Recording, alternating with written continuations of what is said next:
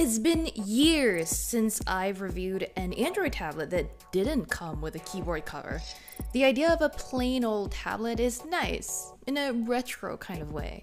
Just because the Surfaces and iPad Pros of the world are pitching themselves as productivity powerhouses and tiny 2-in-1 bodies, doesn't mean all tablets have to be beefy machines.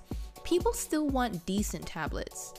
Samsung's latest Galaxy Tab, the S6 Lite, promises to be just that.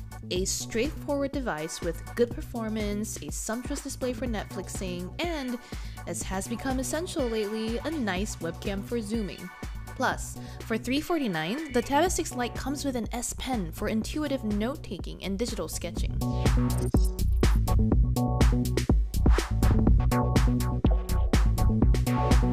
One of my favorite things about the S6 Lite is that despite its relatively low cost, the device still looks modern and feels premium.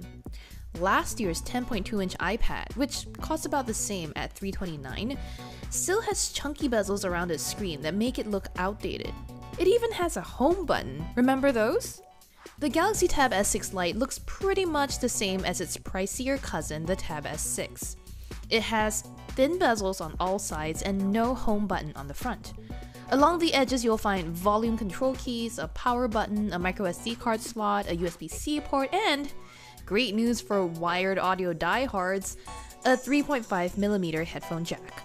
Despite offering so many connectivity options, the S6 Lite cuts a sleek 7mm or 0.27-inch profile and weighs just 460 grams, which is just slightly over a pound. That's a little lighter than the iPad, although the Lenovo Chromebook Duet we just reviewed weighs even less at 0.99 pounds. A lightweight build is important for most devices, but all the more so for a tablet you're going to be holding for long periods to read or write on. With the included S Pen, I've spent hours doodling random clouds on the Tab S6 Lite and honing my Chinese calligraphy. My handwriting is still terrible, but that's not Samsung's fault. The S Pen that the company includes with the Tab S6 Lite is a larger stylus than what you'd get with a Note phone or Galaxy Book laptop. It's basically the same size as a real pencil. I enjoyed creating dubious works of art on the S6 Lite, but it was the note-taking experience that I found most useful here.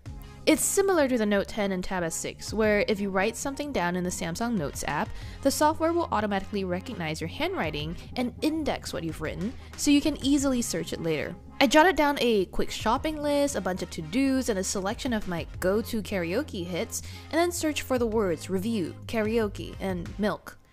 Samsung's app returned the correct list every time, and even highlighted the search term when I opened up the corresponding note. Like I said, my chicken scratch is not the best, so I was impressed that the Tab S6 Lite could recognize what I scrawled. I already liked this feature on the Note 10, but it's even easier to use on the larger canvas that the Tab S6 Lite provides. This time around, the S Pen doesn't support Bluetooth for motion controls like it did with the Tab S6, but that's okay since I didn't use those much anyway. My one gripe about Samsung software here is I wish its palm projection were better so I wasn't leaving stray dots and strokes all over my artwork. If it could improve this, the company would have me fully convinced that the S Pen's note-taking prowess is bar none. I didn't just use the Tab S6 Lite for drawing and taking notes, of course. I also had it propped up next to my laptop as a sort of makeshift second screen for my minimal home office. Samsung provided a cover with my review unit, which let me prop it up at a couple of angles for easier hands-free Netflixing or YouTubing. This $70 case is the only one that Samsung makes for this device. If you want one with a keyboard built in, you're gonna need to look for third-party accessories. I don't mind this omission, by the way. Samsung did improve its keyboard case for the Tab S6, but the buttons were still too small for typing to be comfortable for prolonged periods of time. The Tab S6 Lite is a tablet first, which is perfectly fine. In fact, tablety tasks are where the S6 Lite shines. I used it to watch The Weeknd's music videos for The Hills and Blinding Lights, and the 2000 by 1200 relatively low-spec TFT display was crisp and colorful. Details like blood dripping from the singer's teeth and the texture of his face were easy to make out. Unfortunately, the screen was harder to see in direct sunlight, even at max brightness. I did appreciate that the speakers pumped out clear, rich audio. It was plenty loud, although I wish the bass were slightly stronger.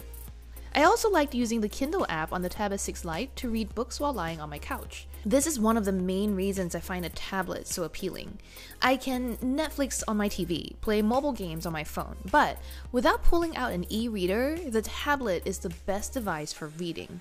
It's also great for the current moment with all these quarantine calls over Zoom, Skype, Google Meet, or what have you. For those relentless video calls, the Tab S6 Lite offers a 2-megapixel front camera, which captured surprisingly detailed selfies. The device also has a 5-megapixel sensor on the back, which I didn't use much because I'm not a monster. But based on my testing, the rear camera is good enough for Instagram stories or videos if you really must. Just don't expect the superior exposure and colors you get from pretty much any other phone. Since it runs Android 10, the Tab S6 Lite has access to a wealth of mobile-friendly apps. Now, Google still has work to do to make its OS more tablet-friendly. For example, Instagram still just refuses to flip to landscape mode. But for the most part, I didn't have any major complaints about the software. Since it doesn't have a fingerprint scanner, the Tab S6 Lite only offers Face Unlock as a PIN or password-free login option. This uses the front camera, which, if you're holding the tablet in portrait mode, is placed above the screen. When you're holding the Tab S6 Lite horizontally, the camera's on the left. Thankfully, Face Unlock worked pretty much the same in either orientation, although it was a little slow in recognizing me in both modes, often taking a second or two to let me in. In almost every other way, the Tab S6 Lite was satisfyingly speedy thanks to its octa-core Exynos 9610 CPU. I jumped back and forth between Instagram, Chrome, the Criminal Minds mobile game, and recipe videos on YouTube without delay. The 4GB of RAM Samsung provides here is on par with Lenovo's Chromebook Duet and 1GB more than what you'd get on the 2019 iPad. If you're not pushing it too hard with intense multitasking and say, playing Monument Valley while zooming with your mom, you'll find the Tab S6 Lite a speedy machine. It's not just fast, the S6 Lite is long-lasting too. It clocked 10.5 hours on our video rundown battery test, beating the Chromebook Duet and matching the iPad. In general too, the S6 Lite hung around longer than a day before needing to be plugged in. That's after fairly light tasks like playing a ton of Criminal Minds, drawing for a collaboration with my friend, and reading a book on Kindle though. Ultimately, the Tab S6 Lite is good because it's simple. It isn't striving to be a 2-in-1 that might require better hardware and multitasking software. Those looking for a well-designed, long-lasting, and capable Android tablet will find the Galaxy Tab S6 Lite a satisfying option. Plus, the S Pen is a huge bonus for the price, especially for those who like drawing or note-taking. Those looking to save a little more money should consider something from Amazon's Fire series, although you'll have to make do with a slightly less powerful device. With the Galaxy Tab S6 Lite, Samsung is bringing back the basic tablet, and I'm here for it. For more in-depth reviews on other tablets like the iPads, the Surfaces, and even what Google may or may not make in the future, make sure you subscribe to Engadget. And as always, thank you for watching.